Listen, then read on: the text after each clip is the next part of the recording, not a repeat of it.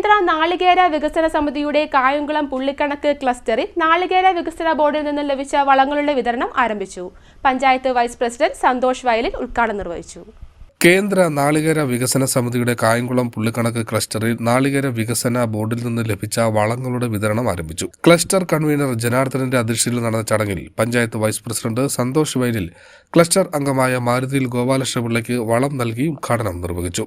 Group leader Pramod സ്വാഗതം രേഖപ്പെടുത്തി. കൃഷി പരിപാലനത്തെക്കുറിച്ച് കൃഷി ഓഫീസറും കേരകൃഷിയെക്കുറിച്ചും പരിപാലനത്തെക്കുറിച്ചും ഓണാട്ടുകര നാളികേര കമ്പനി സിഇഒ രമണിയും ക്ലാസ് നയിച്ചു.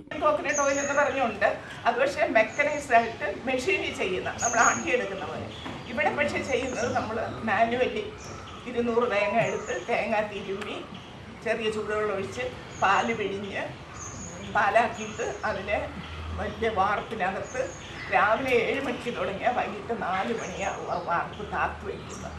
പഞ്ചാറ് പേര് ചേർന്നുള്ള പണിയാണ്. 10 ലിറ്റർ തികച്ച് കിട്ടത്തില്ല 200 തേങ്ങ എടുത്താൽ 100 കിലോ ആയിട്ട്.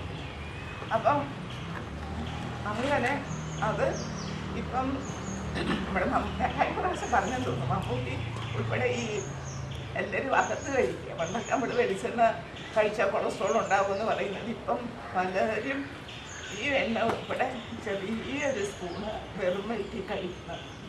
കാരണം ഇപ്പം ഏറ്റവും കൂടുതൽ ബാധിച്ചിരിക്കുന്ന ഈ ചെല്ലി. ഇപ്പോൾ മാഡം പറഞ്ഞതുപോലെ നമ്മൾ ഈ എത്രയോ വർഷം 6 വർഷം 7 വർഷം 10 വർഷമായ തേങ്ങ നമ്മൾ സംരക്ഷിച്ച് കൊണ്ടുവന്നിട്ട് അത് ഒരു സുപ്രഭാതത്തിൽ നമ്മൾ നോക്കുമ്പോൾ മണ്ട ഉൾപ്പെടെ താഴെ വീഴുക.